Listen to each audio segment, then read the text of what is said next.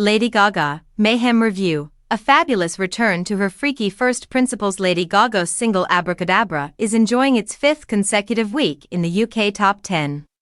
You can imagine a collective sigh of relief. Gaga, she has been experiencing what you might call a case of career seasickness, in which unadulterated commercial triumphs have been followed by very public flops.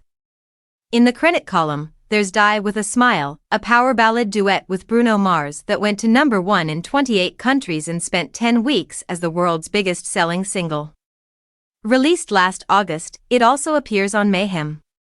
In the debut, there was her starring role in the disastrous Joker, Folie à Deux, a film that was estimated to have lost Warner Brothers something in the region of $150 million, £116 million, and which seemed to take both the Gaga-heavy soundtrack and her own, jazz-based companion album Harlequin down with it. You might have expected the legions of little monsters, as her fans are known, to rally around the latter, but apparently not.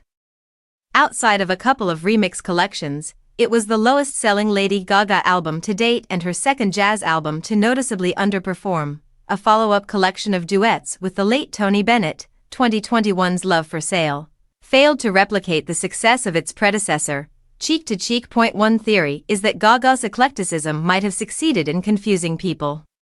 The fact that you never quite know what she's going to throw out next, electronic dance pop, soft rock, jazz, country, AOR, should be cause for celebration, but perhaps it has proved a bit much in a world dominated by streaming's overload, where artists are advised to maintain a clear brand lest they get lost amid the sheer torrent of new music.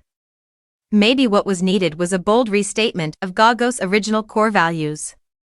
That was precisely what Abracadabra, and indeed its predecessor, Disease, provided: big dirty synths, big noisy choruses, high camp, fashion-forward videos and, in the case of Abracadabra, a hook apparently designed to remind listeners of the word-mangling intro to 2009's Bad Romance. All this turns out to be a fair advertisement for the rest of Mayhem, which does a lot of things that anyone who fell hard for Gaga's debut album, The Fame, might reasonably want her to do.